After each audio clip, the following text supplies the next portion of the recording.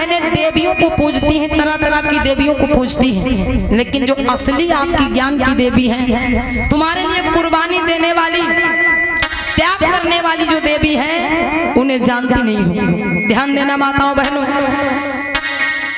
बाबा साहब जिस समय इस बहुजन समाज के लोगों पर अत्याचार हो रहा था, तो उस समय बाबा साहब देश विदेश में जाके पढ़ाई करते थे और इस समाज को अधिकार दिलाने के लिए लड़ाई लड़ रहे थे। ध्यान देना माताओं बहनों। तो बाबा साहब जब गांवों में जाते थे, बाहर इधर उधर, तो जगह जगह पर मीटिंग लगाते थे, और जब मीटिंग लगाते थे, इस समाज को जागरूक करते थे, तो कुछ लोग बाबा साहब का सम्मान करते थे, मालाओं से फूलों से बाबा साहब का स्वागत सम्मान होता था, और कहीं कहीं पर बाबा साहब को पगड़ी भी पहनाई जाती थी। बाबा साहब जब घर वापस आते, माता रमाबाई से अर्थात अपनी पत्नी से, माता रमाबाई से जब ये बात बताते, तो माता रमाबाई बहुत खुश होती, बड़ी खुश होती कि मेरे साहब का सम्मान होता है जगह जगह पर। तो एक दिन बाबा साहब मीटिंग में जा रहे थे। माताओं बहनों ध्यान से सुनना, कितनी बड़ी कुर्बानी माता रमाबाई ने आपके लिए दी है। एक दिन बाबा साहब जब मीटिंग में जा रहे थे, तो माता रमाबाई ने कहा कि साहब आज आपके साथ मीटिंग में हम भी चलेंगे। बाबा साहब ने कहा नहीं रमा, तुम मीटिंग में ना जाओ। रमा ने कहा नहीं साहब, आज हम मीटिंग में चलेंगे और देखेंगे कि उस मीटिंग में कैसे आपका सम्मान होता है, कैसे आपका स्वागत किया जाता है। तो बाबा साहब ऐसा नहीं है कि माता रमाबाई को ले नहीं जाना चाहते थे, वो ले जाना चाहते थे, लेकिन एक दुख की बात कौन सी थी, माता रमाबाई को बाबा साहब अपने साथ क्यों नहीं ले जाना चाहते थे, क्योंकि माता रमाबाई के पास एक फटी साड़ी को छोड़कर कोई दूसरी साड़ी पहनने के लिए नहीं थी। एक फटी साड़ी को छोड़कर कोई दूसरी साड़ी पहनने के लिए नहीं थी। इसलिए प्यारे बंधुओं, माता रमाबाई को बाबा साहब अपने साथ नहीं ले जाना चाहते थे। बाबा साहब की आंखों में आंसू आ गए। माता रमाबाई कहती रही कि साहब हम भी मीटिंग में चलेंगे, लेकिन बाबा साहब चले गए। माता रमाबाई बहुत उदास हुई कि आखिर मेरे साहब अपने साथ मीटिंग में मुझे ले क्यों नहीं गए। माता रमाबाई कहने लगी कोई बात नहीं, मैं अकेले जाऊंगी उस मीटिंग में और मैं सुनूंगी वहां पर क्या होता है और मैं देखूंगी मेरे साहब का कैसे सम्मान होता है। लेकिन माता रमाबाई जब जाने को तैयार हुई, तो उनकी नजर अपनी साड़ी पर पड़ी। उन्होंने ध्यान दिया कि मेरी साड़ी तो कई जगहों से सिली हुई है, ऐसी फटी साड़ी पहन के मैं मीटिंग में कैसे जाऊंगी, मेरे साहब का अपमान होगा वहां पर। तो माता रमाबाई को एक उपाय सूझा। कौन सा उपाय, कि बाबा साहब एक जगह मीटिंग में गए होंगे जहां पर उन्हें पगड़ी पहनाई गई थी, वो पगड़ी घर में रखी हुई थी। माता रमाबाई ने वो पगड़ी का कपड़ा खोला। ध्यान देना माताओं बहनों, आज आपके पास कितना भी कोई गरीब बहन बेटी हो, लेकिन 10-15 साड़ी से कम नहीं निकलेंगी नई से पुरानी साड़ी लगा करके। लेकिन माता रमाबाई के पास मात्र एक साड़ी थी। उन्होंने पगड़ी खोली, और जब पगड़ी खोली तो उस पगड़ी में एक बड़ा सा कपड़ा निकला। उन्होंने वही कपड़ा पहन लिया, पगड़ी का कपड़ा पहन लिया, और माता रमाबाई मीटिंग में चल देती।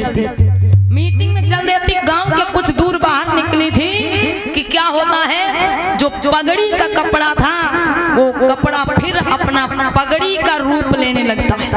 मतलब वो कपड़ा तो एक जगह लिपटा हुआ था पगड़ी में। माता रमाबाई जब चलती है तो ध्यान दीजिएगा, वो कपड़ा सिकुड़ने लगता है।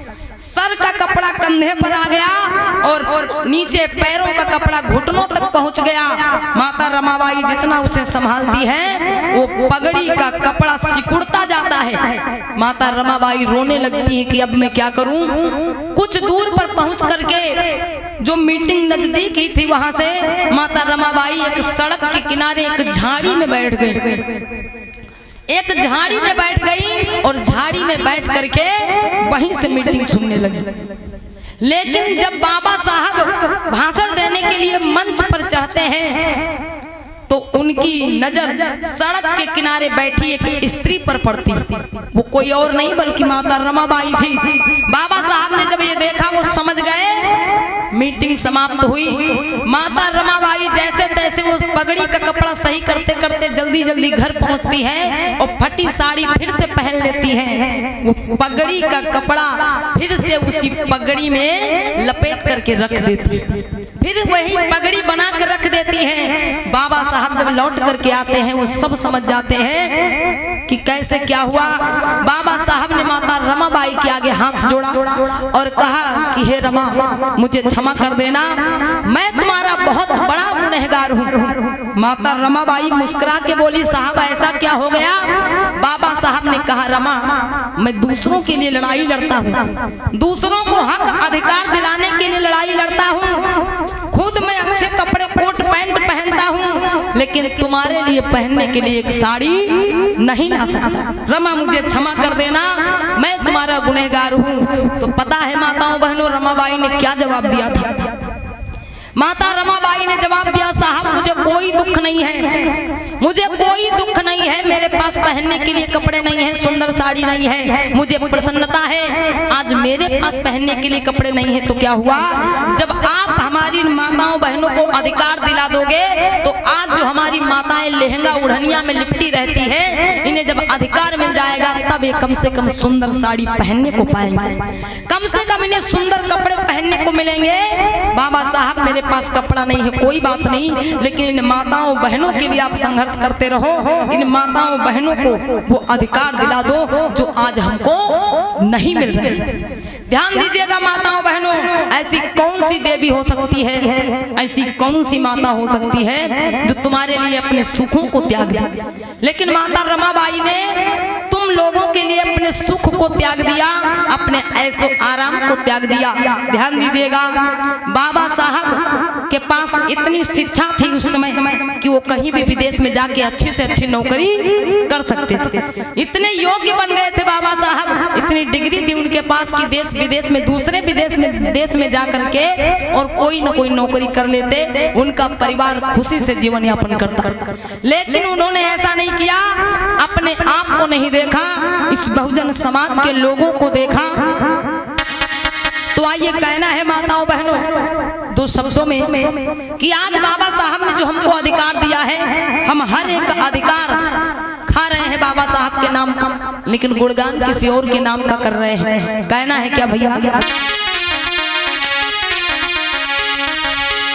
कि भीम के नाम पे हर मौज मनाते आए,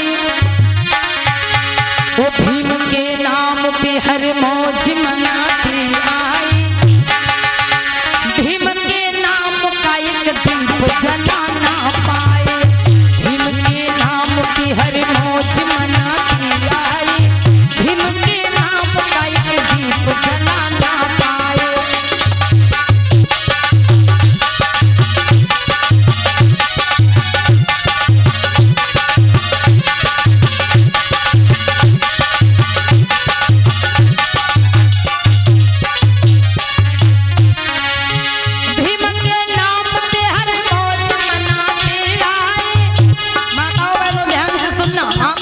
ज्यादा जरूरी है सुनना, क्योंकि सबसे बड़ा अधिकार अगर बाबा साहब ने किसी को दिलाया तो माताओं बहनों ध्यान देना।